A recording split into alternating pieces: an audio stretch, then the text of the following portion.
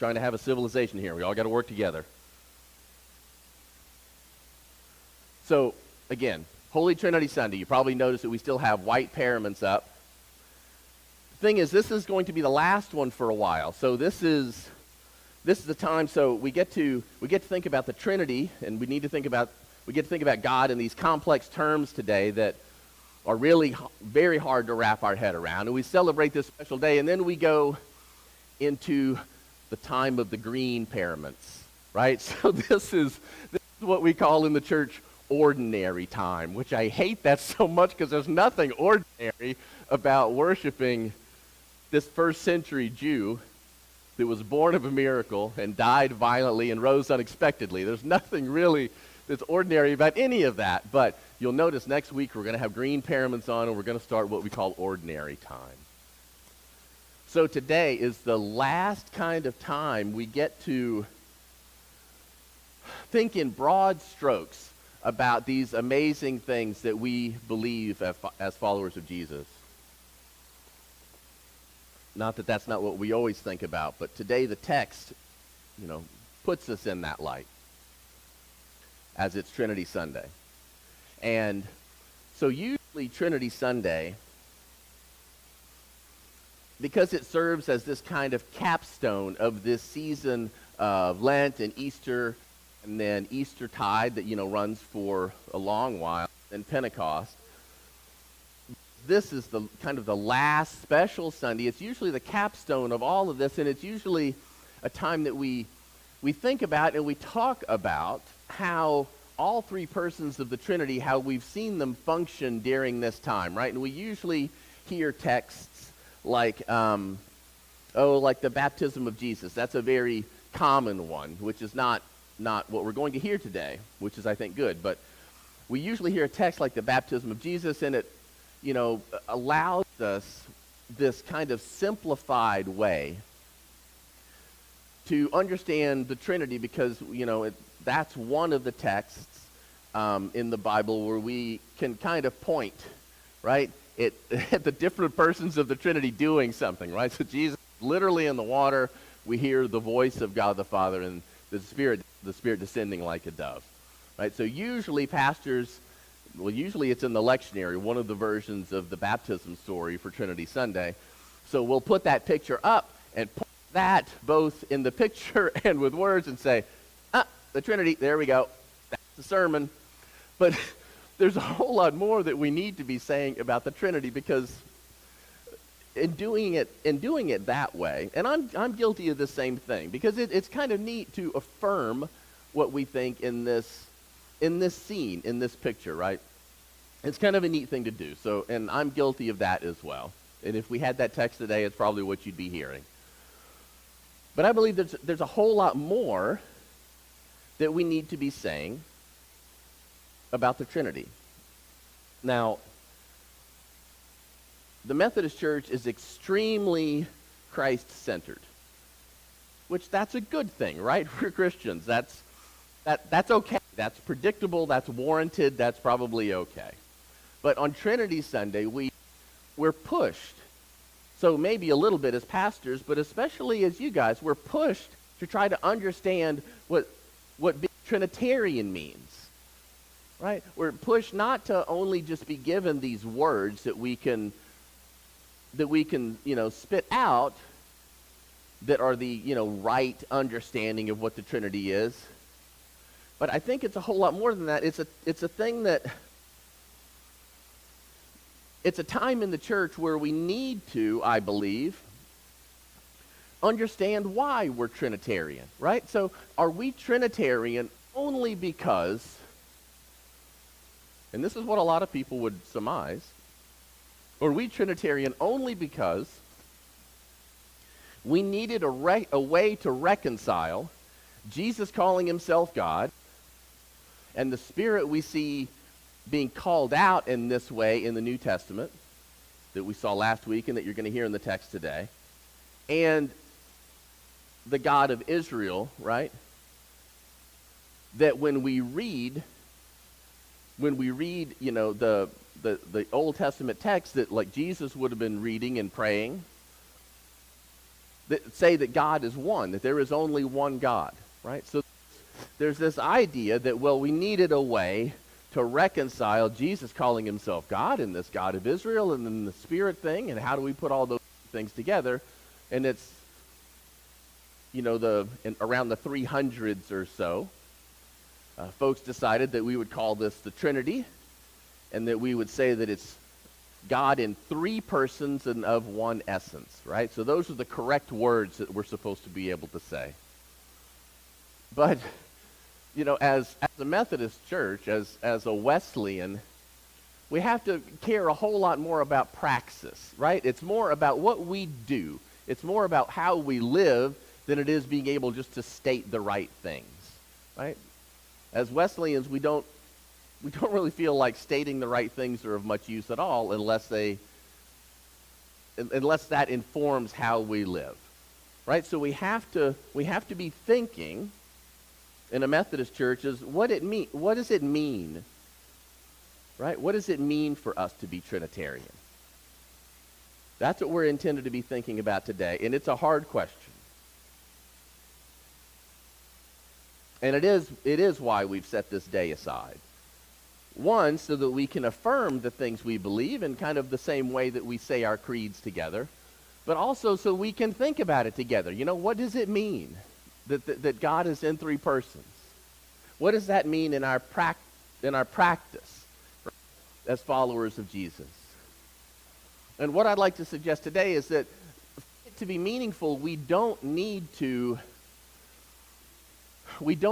degrade our understanding of the Trinity into these analogies and metaphors that are going to fail. We don't need to make it, a three-leaf clover. We don't need to make it, it's like chicken. You can have nuggets, or you can have fillets, or you can have fried chicken, but it's all one. It's not anything like that. Pastors have a tendency to over-explain things to the ridiculous, especially in children's messages we do it.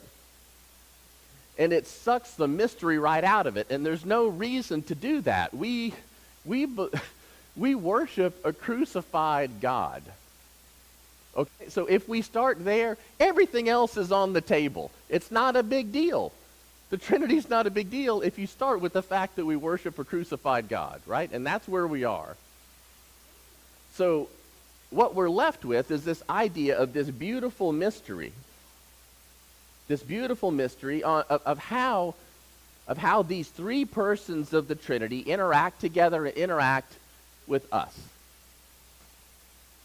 And I think this year's passage gives us a good dose of how that impacts the way we live our lives as followers of Jesus. So this is from John's Gospel. I'm going to read 16, 12 through 15. Yeah, I'm actually reading what I put up there today. So John writes it like this. This is Jesus speaking. I have much more to say to you, more than you can now bear. But when he, the Spirit of truth, comes, he will guide you into all truth. He'll not speak on his own. He will speak only what he hears, and he will tell you what is yet to come. He will glorify me, because it is from me that he will receive what he will make known to you. All that belongs to the Father is mine. That is why I said the Spirit will receive from me what he will make known to you. This, friends, is God's word for us, God's precious thing, God's children. Thanks be to God. So here is a depiction of that. Someone communicating, right? Someone imbibed and filled with the Spirit and communicating God's word. And I think this text, it's meaningful to me on kind of a personal level that I get to in a minute, but I think it's an extremely important text to hear on Trinity Sunday, because it pulls us away from this easy understanding that we have. And again, it's a beautiful image. It's one of the most beautiful paintings, I think, in Christianity. This trying to remember who the artist is.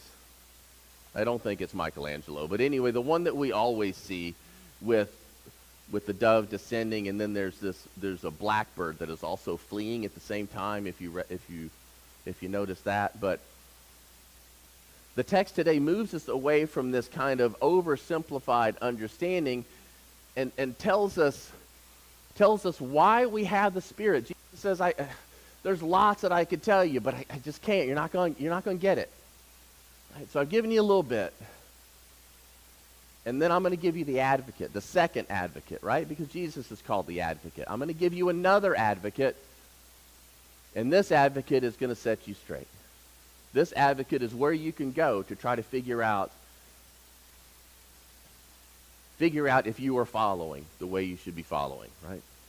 So, I told you this text was personal to me. It's personal to me because it happens to be the text from which our previous bishop, Hope Morgan Ward, we know her. I happen to love her much. Not that I don't love Fairley. I don't know him really yet. Maybe I'll get to know him this week. But Hope Morgan Ward preached this at the annual conference at which I was licensed to be a pastor. She preached this text. So this is kind of like my licensing text. And I remember her focusing strongly on the first verse, which was upsetting when she started her sermon, because she focused on this fact that Jesus says, I have many things to say to you, but you can't bear them right now. And, as divinity students that are getting, I was a student pastor getting put into a church, please don't tell me that there's not some stuff that there's a bunch of stuff that I need to know, but you can't tell me right now. That is not comforting to hear from the bishop, right? I need it all. Pour it right in here, and then I can dish it out, right? I don't want to hear from the bishop that this is the text that's really important that she's going to focus on. But it was beautiful what she did with the text, because what she said, what stuck in my head, I'm sure she said lots of things. She's a bishop and gets paid by the word. But what really stuck in my head, and I hope it sticks in yours, is the reference she made to, I think it was her grandson, pretty sure that it was her grandson, and the notion that before little ones, and you teachers know this, that before little ones have ability to speak, they can communicate with ASL, right?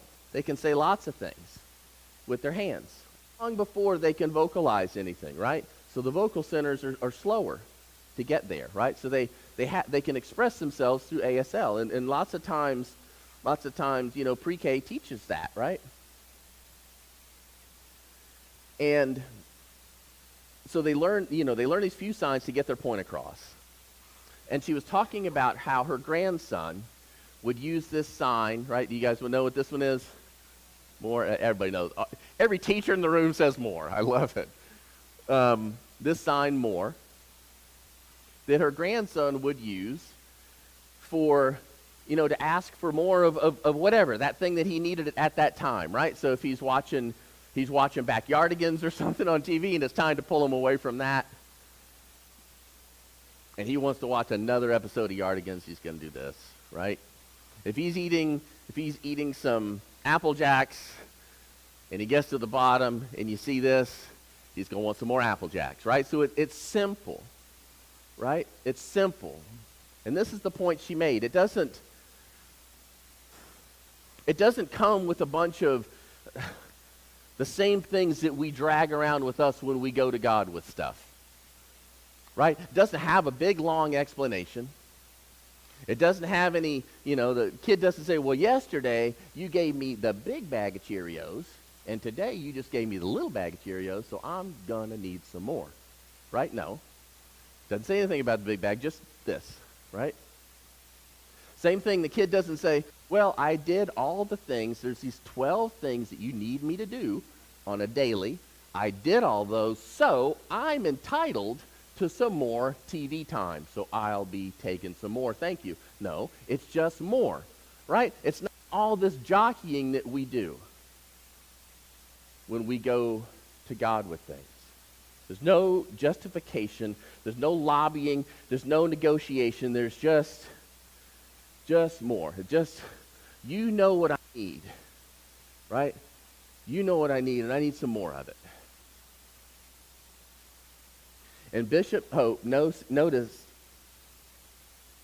how nice it would be to go to God in this way. Like a small child, which is the way we're supposed to go to God anyway, right? Not with our hearts and minds filled of what everything should be. We're supposed to go to God as a child.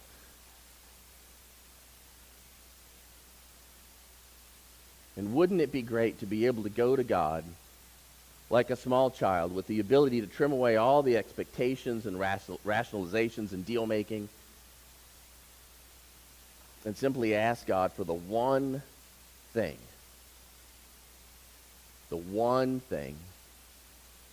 that has any chance of giving us what we really need in our lives, and that's more God. If we could just go to God with nothing but that, just more. How might this more sign be able to serve as our reminder then of what we need and who we should ask for it? This one simple little sign. Well, friends, this unusual Trinity Sunday text that we're given this week suggests, I think, that we have a way to live into this simple prayer, if you want to think about the sign as a prayer, and I kind of do. If you want to think about this as a prayer, I think the text this way tells us how to do this, right? The text says, I have much more to say to you, more than you can now bear, but when the Spirit of truth comes, he'll guide you into all the truth. He will guide you into all the truth. And friends, I think this is the answer to the prayer more. I think the Spirit is the answer to the prayer more. And the answer to the question of how being a Trinitarian has bearing on our practice of following Jesus.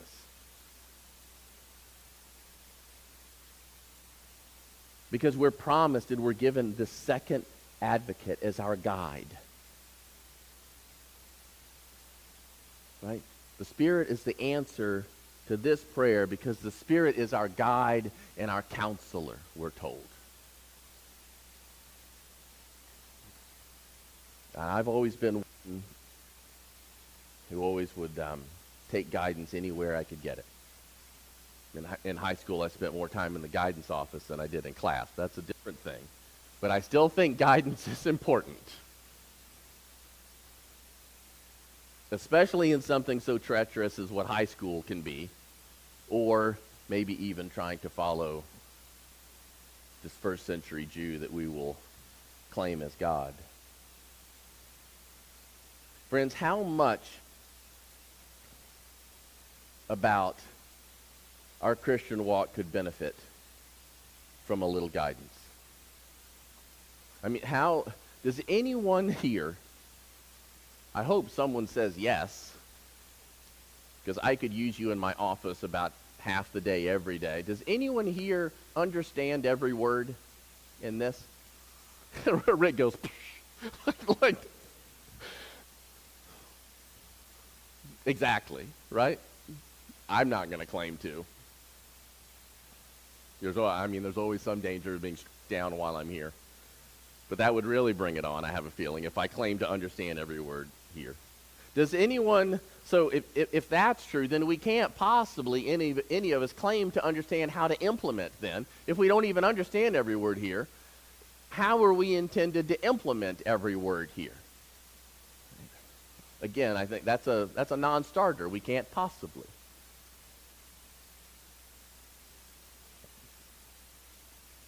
Is anyone here, I'll ask this last one, is anyone here struggling just to implement something from here?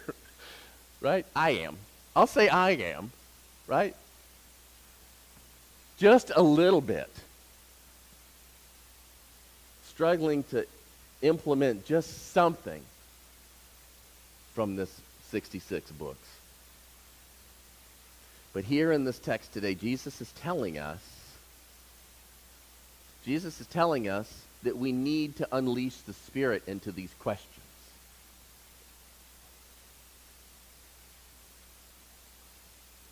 that this second advocate works in this space. Right? So I want you to hear this rightly. I'm not saying, and the Spirit is this, but the Spirit is not just a litmus test for right reading of the text. Right? The Spirit can help in that.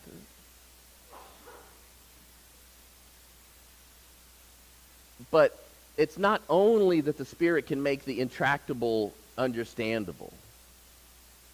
Right? It's more so that when we hear, if we understand who the Spirit is, and this is the Trinitarian part, if we understand who the Spirit is, when we hear the Spirit or feel the Spirit work in our lives, it's not the Spirit itself, himself, herself, and her is probably more accurate, but anyway,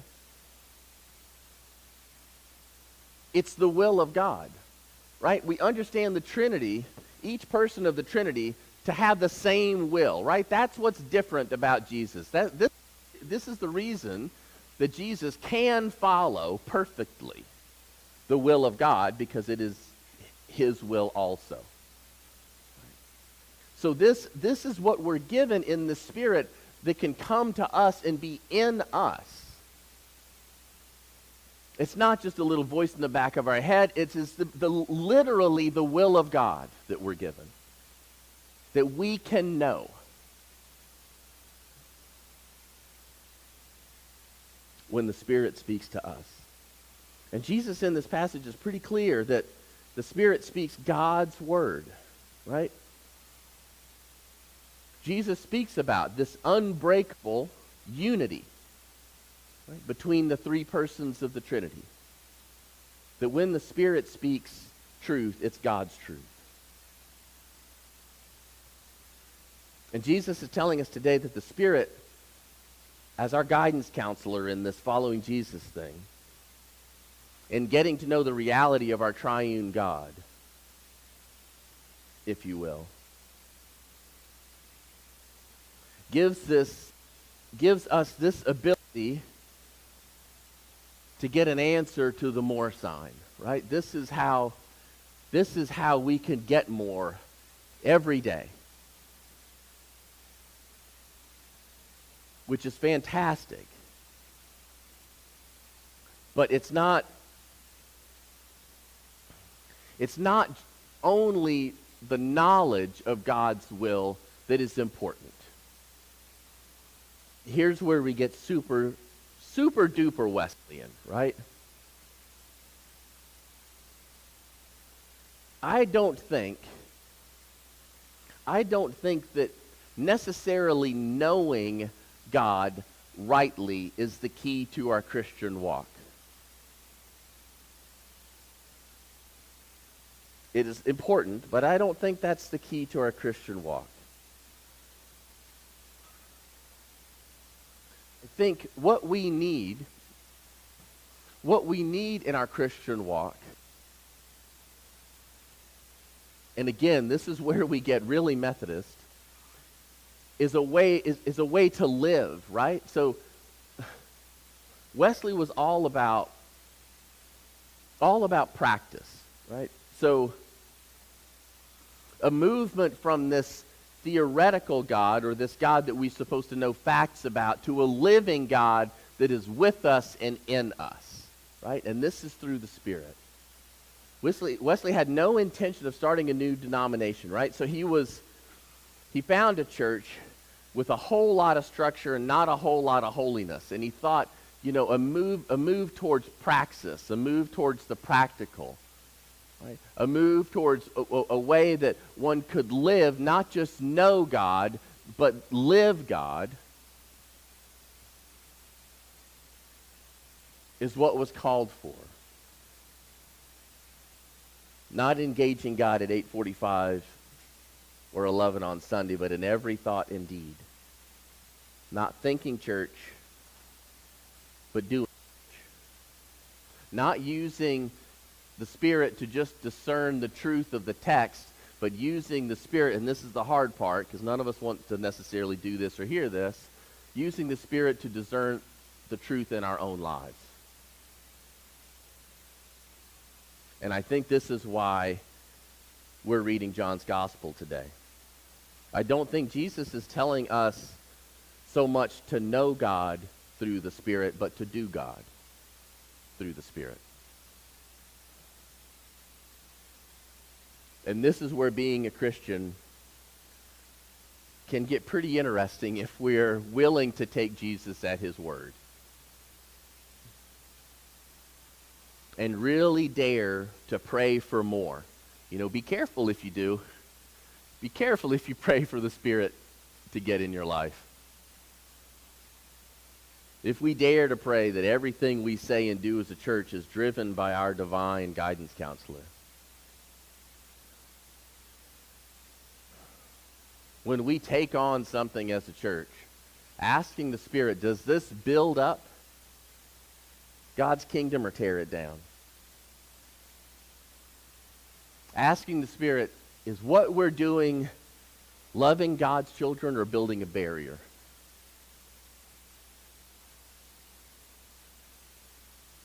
I think we have to answer these things and to really act like we believe that being a Trinitarian matters.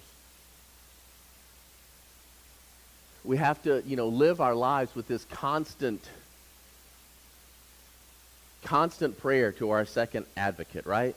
To our guide and counselor for more. Going to God like a child and not asking for affirmation of all the things we think we know, right? But going to God empty.